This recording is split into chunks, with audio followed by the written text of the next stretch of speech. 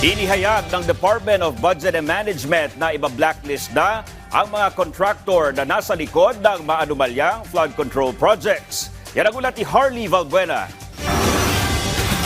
Alinsunod sa direktiba ni Pangulong Ferdinand R. Marcos Jr., kinumpirma ng Department of Budget and Management na iba-blacklist na ang mga kontraktor na nasa likod ng maanumalyang flood control projects.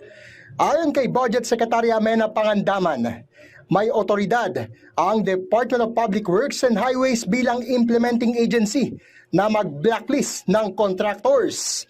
Pag hindi sila nagpa-perform, pag substandard yung project nila, meron yan sa New Government Procurement Act. Yung implementing agency ang kayang mag-blacklist ng mga contractors nila. Malinaw po dyan, may proseso yan kung paano mag-blacklist. Sa ngayon, ay wala pang pinal na listahan ng ipapa-blacklist na contractors dahil gumugulong pa ang investigasyon katuwang ang DPWH at DepDev.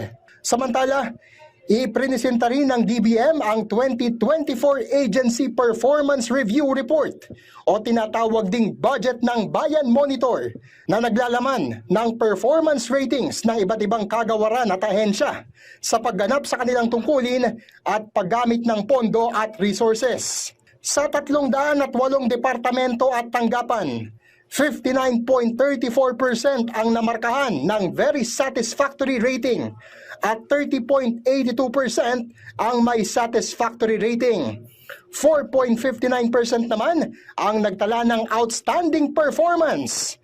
Ilan sa mga nanguna rito ay ang Civil Service Commission, Mines and Geosciences Bureau, Foreign Service Institute, Public Attorney's Office at National Labor Relations Commission. Samantala, 4.92% ang may unsatisfactory rating, habang 0.33% ang may poor performance.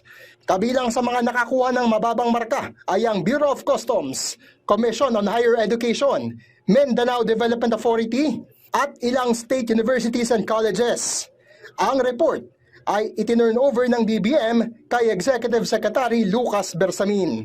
It sheds light on whether programs truly respond to the needs of our people while pointing to where systems must be reformed or resources redirected and innovations pursued for better outcomes. Ang mga ahensyang may hindi magandang performance, aatasan ng DBM na magsumite ng catch-up plans at pwede ring matanggalan o mabawasan ng pondo ang kanilang mga programa at proyekto. Tingnan natin kung saan ba nagkamali. Upuan po natin and kung talagang hindi kaya, siguro baka pwede tanggalin na lang natin yung mga proyekto na yon. Siguro Ipagpapatuloy ni Pangandaman ang personal na pag-inspeksyon sa malalaking proyekto ng gobyerno, lalo na sa transportasyon at sa flood control, upang matiyak na ang bawat pisong ginagasta ay may magandang resulta at maghahatid ng ginhawa. Harley Valbuena para sa Pambansang TV sa Bagong Pilipinas.